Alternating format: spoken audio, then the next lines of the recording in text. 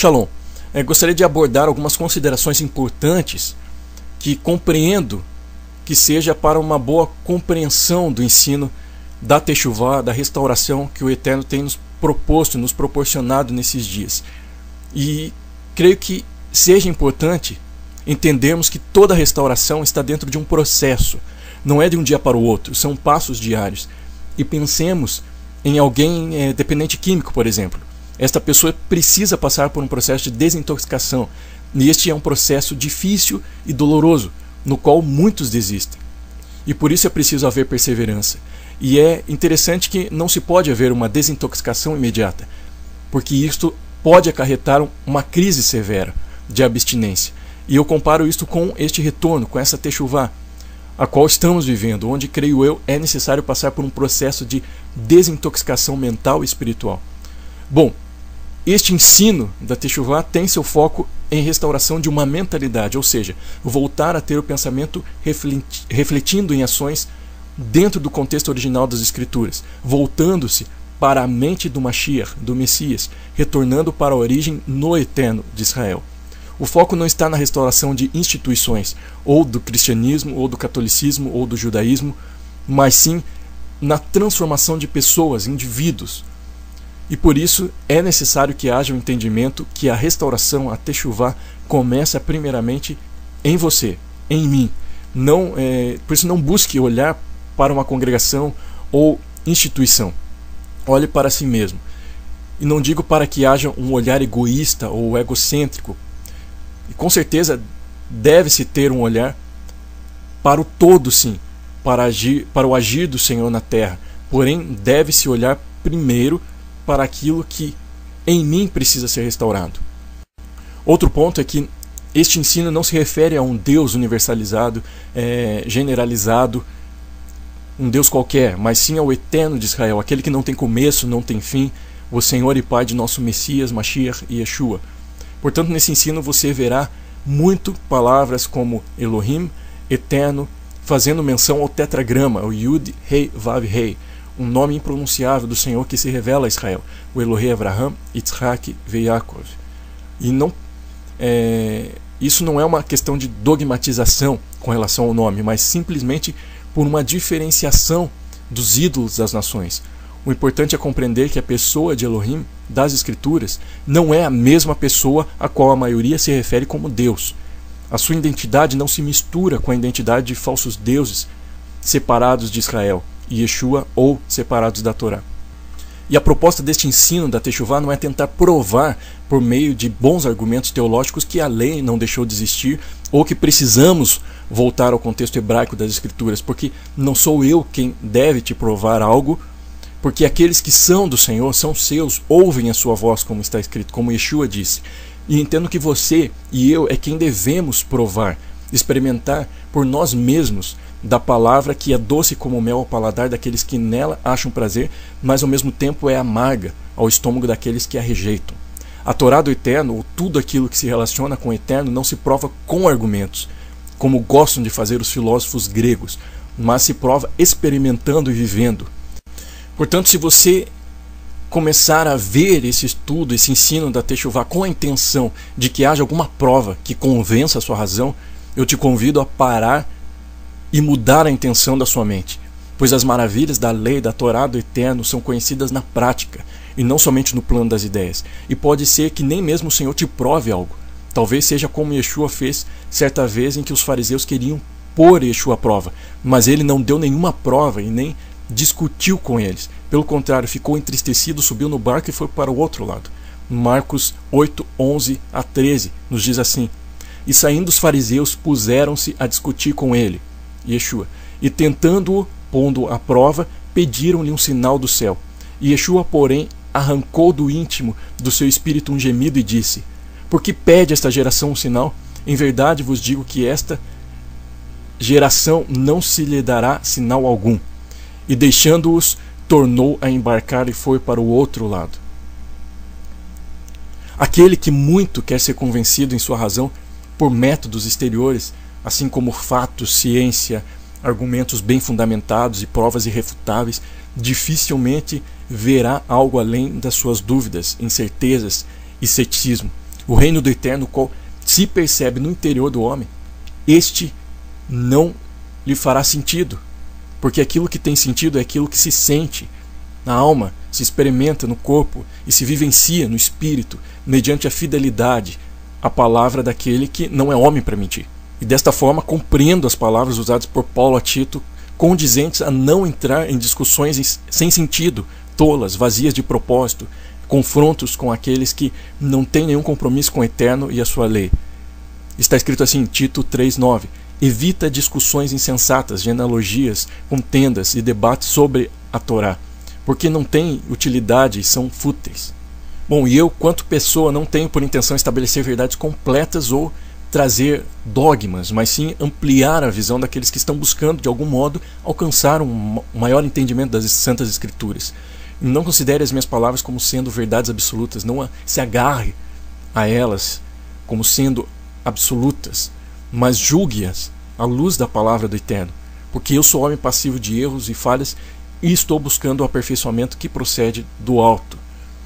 E, bom, aqui eu quero colocar algumas observações a respeito da Torá. Torá não significa simplesmente lei. Esta palavra hebraica é instrução, e durante os anos acabou se referindo aos 5 primeiros livros da Bíblia, também conhecidos como Pentateuco, os livros mosaicos, escritos por Moisés, por Moshe. Nesses livros se encontra a legislação do Eterno ao seu povo Israel para ser transmitida à humanidade, e por isso a Torá acabou se tornando sinônimo de lei. E foi com este pensamento de lei que se criou muitos sofismas, e geralmente as pessoas sentem uma aversão a esta palavra lei.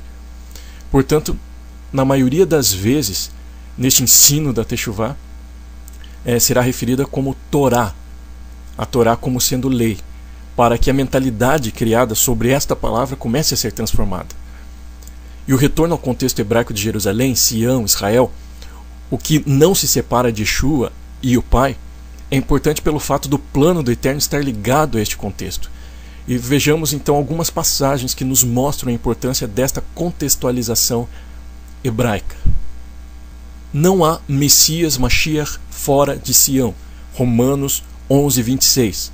E assim todo Israel será salvo, como está escrito: virá de Sião o libertador, e ele apartará de Jacó as impiedades. Isaías 11:1. Do tronco de Jessé sairá um rebento, e das suas raízes um renovo. Isaías 59:20. Virá o Redentor de Sião, virá o Redentor a Sião e aos de Jacó que se converterem, diz o Senhor.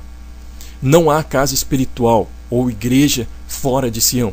Zacarias 10:4 diz assim: de Judá sairá a pedra angular, dele a estaca da tenda, dele o arco de guerra, dele sairão todos os chefes juntos. 1 Pedro 2,5. Também vós mesmos, como pedras que vivem, sois edificados casa espiritual para ser de sacerdócio santo, a fim de oferecer de sacrifícios espirituais agradáveis ao Eterno por intermédio de Yeshua, o ungido. Pois isso está na Escritura: eis que ponho em Sião uma pedra angular eleita e preciosa, e quem nela crer, quem nela for fiel, não será de modo algum envergonhado. Isaías 28:16. Portanto, assim diz o Senhor Elohim: eis que eu assentei em Sião uma pedra, pedra já provada, pedra preciosa, angular, solidamente assentada, aquele que for fiel não foge. Então, notamos que há uma casa espiritual composta por pedras que vivem, e esta casa é fundamentada na pedra principal, angular, a qual é Yeshua, e este fundamento está em Sião. Portanto, não há outra fundação fora de Sião. Não há outra casa espiritual do Eterno que não tenha esse fundamento em Sião. Se não estiver em Sião, essa casa espiritual é falsa. Não há salvação sem Judá. Salmo 14:7. Tomara de Sião viesse já a salvação de Israel. Quando o Senhor restaurar a sorte do seu povo, então exultará Jacó e Israel se alegrará. João 4:22. Vós reverenciais o que não conheceis, nós reverenciamos o que conhecemos, porque a salvação vem dos judeus. E uma observação aqui é que Yeshua e salvação no hebraico são palavras similares, até na pronúncia. Salvação é Yeshua e Yeshua é Yeshua. A única diferença é uma consoante, a consoante rei no final da palavra salvação, indicando feminino. Portanto, quando Yeshua disse na conversa com a samaritana que salvação vem dos judeus, ele disse, Yeshua vem dos judeus, ou seja, ele estava falando de si mesmo, ele vem dos judeus. Outro fato é que Yeshua disse que os samaritanos reverenciavam a quem não conheciam, porque só se pode conhecer Yeshua a partir de Judá. Se não for por Judá, não tem como conhecê-lo na essência da sua pessoa. Bom, não há avivamento sem Judá. Romanos 11:15. Portanto, se o fato de terem eles rejeitado o Messias, o Mashiach, trouxe reconciliação ao mundo, que será o seu restabelecimento, senão vida dentre os mortos? Neste texto, Paulo está falando de uma rejeição pelo Messias, por uma parte de Judá, não por todo Judá, o quanto trouxe benefícios. Então Paulo declara que certamente o restabelecimento de Judá no Mashiach trará vida dentre os mortos. E o que é vida dentre os mortos, senão avivamento? Muitos hoje se falam de avivamento, mas esquecem de Judá, e não haverá vida dentre os mortos sem o restabelecimento de Judá. Não há reino fora de Judá. Gênesis 49:10 diz assim: o cetro não se arredará de Judá, nem o bastão de entre seus pés, pois virá Siló, o Messias, e a ele obedecerão os povos. Aqui temos o cetro do reino estabelecido em Judá, e a partir de Judá o Mashiach reinará, e os povos obedecerão o rei que está em Judá. Não há Yeshua sem Moisés. João 1:45 diz assim: Felipe encontrou a Natanael e disse-lhe: achamos aquele de quem Moisés escreveu na Torá, e a quem se referiram os profetas, Yeshua, o Nazareno, filho de José, de Yosef. João 5:46. Porque se de fato cresceis em Moisés, também creríeis em mim, porquanto ele escreveu a meu respeito. E este último verso, a palavra cresceis, também pode ter o sentido de fidelidade. Portanto, teríamos assim: porque se de fato fosseis fiéis a Moisés, a Moshe, ou seja, está se referindo à Torá, também seriam fiéis a mim, porquanto ele escreveu a meu respeito. Não há Yeshua também sem Abraão. Gálatas 3:16. Ora, as promessas foram feitas a Abraão e ao seu descendente. Não diz e aos descendentes como se falando de muitos, porém como de um só, e ao teu descendente, que é o Mashiach, o Messias. E não há ensino completo fora de Jerusalém. Isaías 2:3 nos diz assim: irão muitas nações e dirão: vinde e subamos ao monte do Senhor e à casa do Eterno de Jacó, para que nos ensine os seus caminhos e andemos pelas suas veredas, porque de Sião sairá a Torá e a palavra do Senhor de Jerusalém. Miqueias 4:2. Irão muitas nações e dirão: vinde e subamos. É o mesmo versículo de Isaías 2:3. E Romanos 3:2. Muitas, sob todos os aspectos, principalmente porque aos judeus foram confiados os oráculos do Eterno, ou a palavra do Eterno. Aqui Paulo está falando qual é a vantagem de ser judeu, qual é a vantagem da circuncisão. Então ele fala muitas sob todos os aspectos, principalmente porque aos judeus foram confiados os oráculos do Eterno, foram confiados a palavra do Eterno. A palavra do Eterno sai de Judá. Um dos significados para Jerusalém é ensino pleno, ensino completo, porque Jerusalém é uma junção de duas palavras: Iará, que é ensino, ensinar, ou apontar o alvo, apontar em linha reta, trazendo a ideia de ensino, e Shalem, que é pleno, inteiro, completo. E desta palavra procede Shalom. E de Ará procede Torá. Então, de Jerusalém sai a Torá do Senhor. E precisamos estar em Jerusalém. Não há retorno do Messias sem Jerusalém. Lucas 13:35 diz assim: eis que a vossa casa vos ficará deserta, e em verdade vos digo que não mais me vereis. Yeshua está falando: não mais me vereis, até que venhais a dizer: bendito o que vem em nome do Senhor.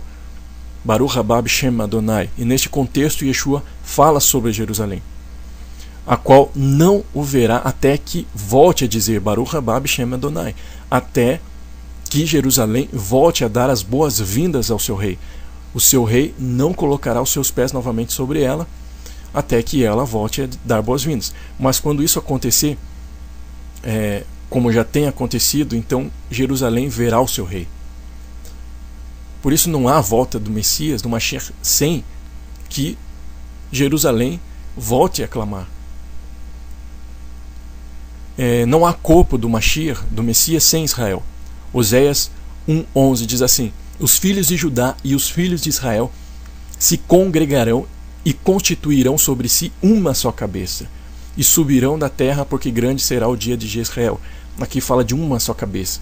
Cabeça fala de corpo, e esse corpo é os filhos de Judá e os filhos de Israel juntos, e uma cabeça sobre eles.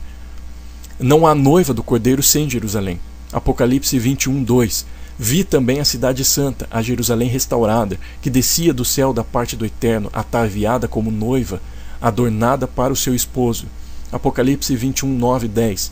Então veio um dos 7 anjos que tem as 7 taças cheias dos últimos 7 flagelos, e falou comigo, dizendo: vem, mostrar-te-ei a noiva, a esposa do Cordeiro. E me transportou em espírito até uma grande e elevada montanha, e me mostrou a santa cidade, Jerusalém, que descia do céu da parte do Eterno.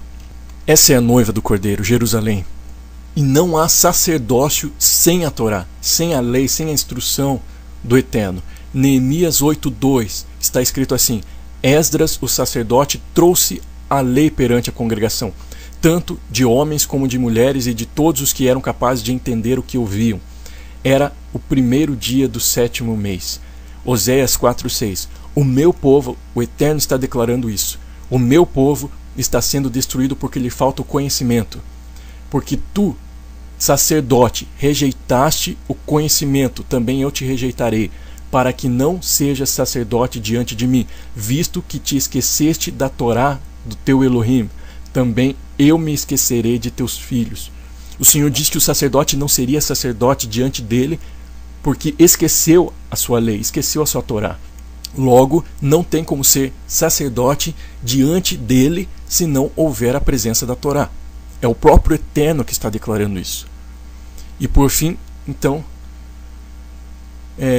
essas são algumas considerações sobre este ensino da Teshuvá. Creio que é importante para uma boa compreensão deste tempo que o Senhor está nos dando este ensino.